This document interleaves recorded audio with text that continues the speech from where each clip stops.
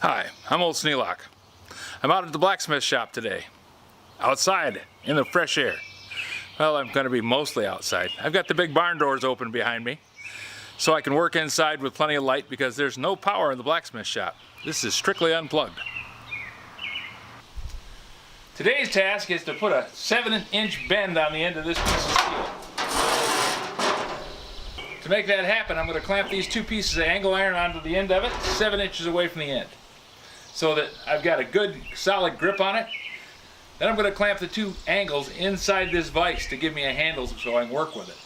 Unfortunately, the vise is not 7 inches deep. If it was 7 inches deep, I'd be able to just set it in there with the two pieces of angle iron centered in the vise and be able to pull the part down towards the back using the table as a leverage point.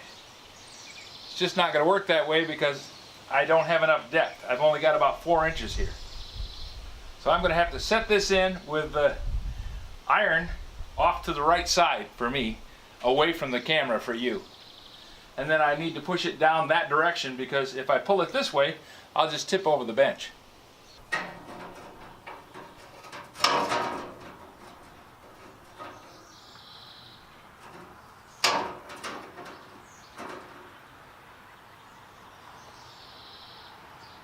That's good. I've got a nice straight cut.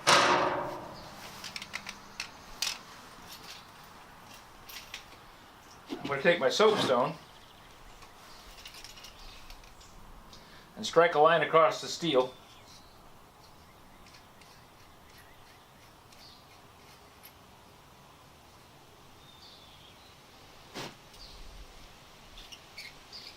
This holder makes it so that the soapstone doesn't get broken in my pocket, but I have to take the cap off in order to move the soapstone forward.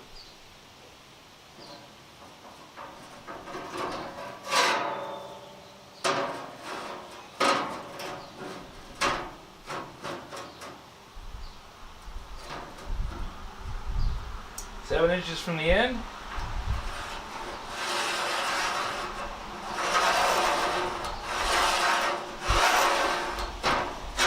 Just to make sure that I'm square, I'm going to check both ends of it for the 7-inch dimension.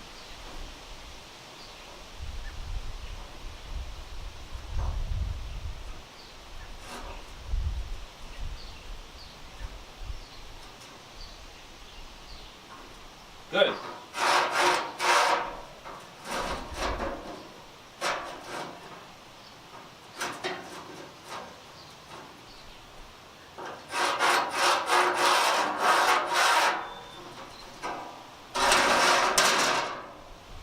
This piece of steel is 24 inches wide, just the width of my square. And that was chosen not because it matched my square size. The width of the steel was determined by how much steel I had in the tank. This is as much as I could cut out. Didn't worry about rounding it off at an even number. It just 24 inches was it. I want to have these two flat surfaces facing away from the steel. I'm going to set the first one. Then I'm going to set the second one. But before I do that, I want to get the clamps pretty close to size because I don't want to have to try and fight this one-handed. Now I'll set the first one. And the back piece of angle iron is 3/16 wall. This is 1/8 wall. I want to have the heavier piece on the side that I'm going to bend toward. The one in the front is just going to be a clamp.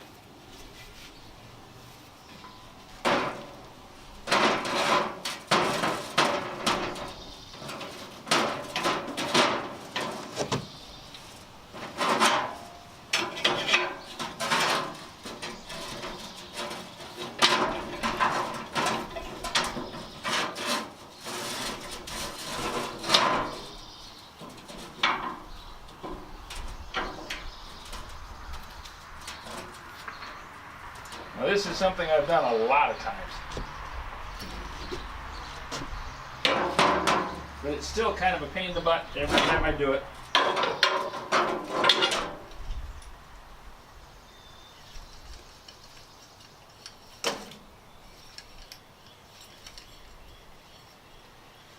Mostly because there's never enough room to do it exactly the way you wanted it.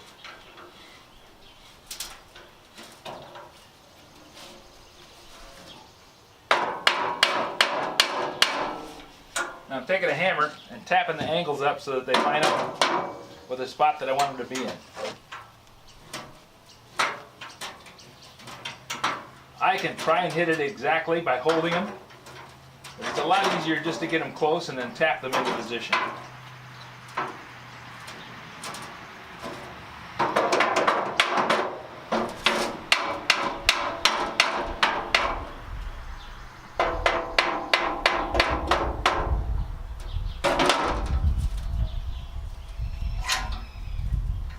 Tighten up the clamps.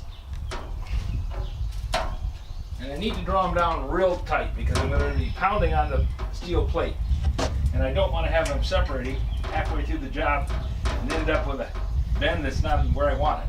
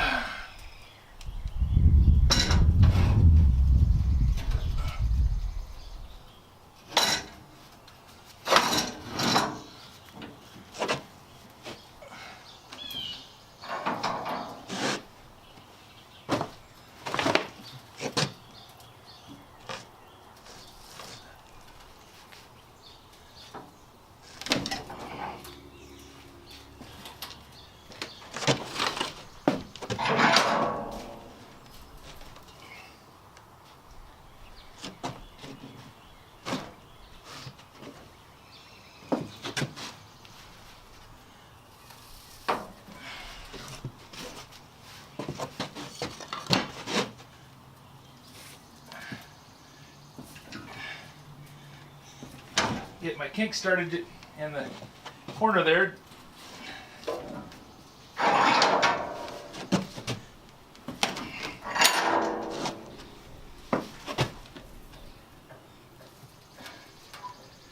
Now comes the noisy part.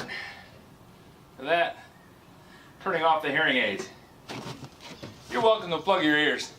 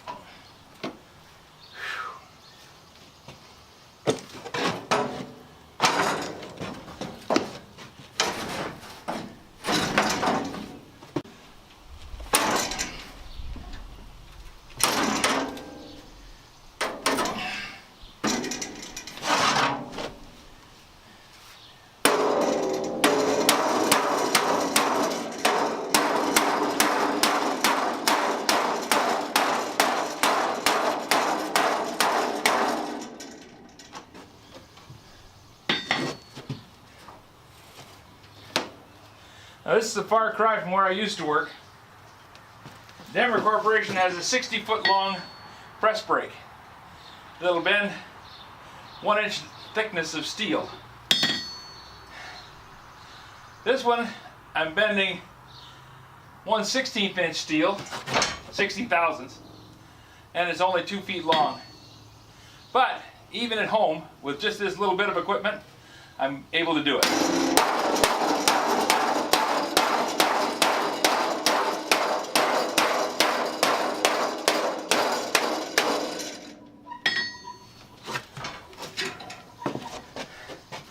It's a concentration of force. By using this 2-pound hammer, I'm able to apply the force of the 2 pounds at a fair momentum, and I concentrate it into the face of just this, it's about 1.5 inch hammer. Now if I really wanted to make an impression, I could use this edge, which concentrates the force in an area 1/10 as big as this end. But the problem with that is it tends to leave big divots in the part.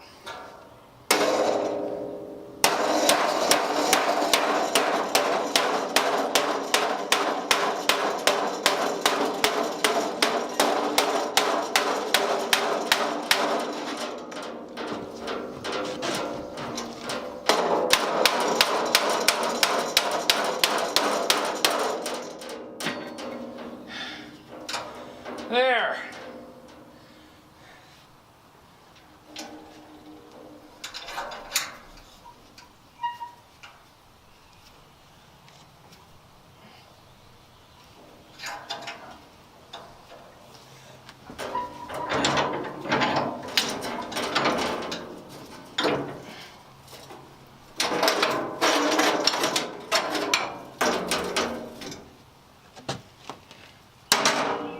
Phew. That is noisy, noisy, noisy.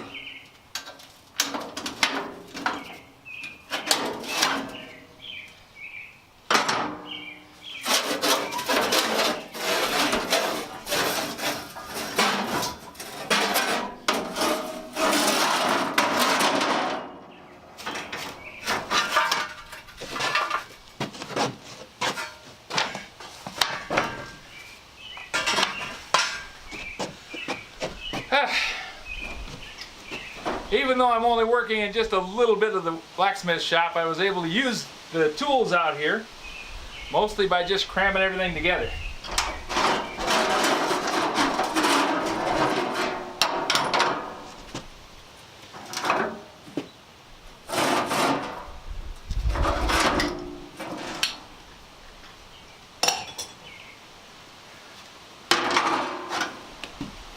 Now I'm going to use this bigger surface because I'm going to be pounding on the flat. This is a 3-pound hammer. I don't need to hit it anywhere near as hard. But the end of the steel right here has got a hump in it. So I want to see if I can tap that out.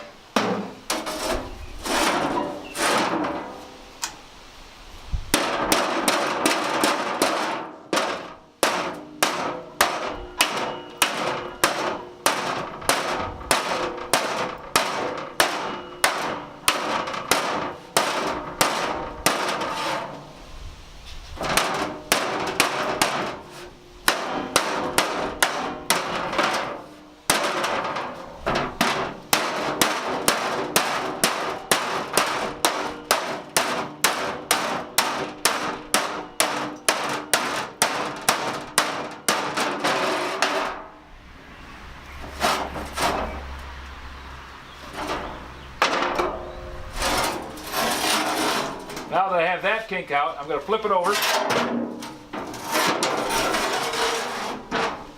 and take out this little curve right here at the beginning. That should bring this wall up straight.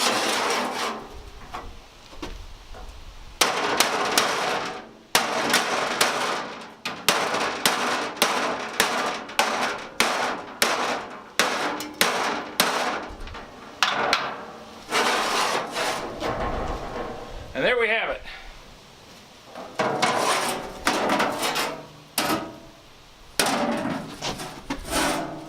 The main part of the box is shaped. Now one of these pieces goes on this side, and the other piece goes on this side.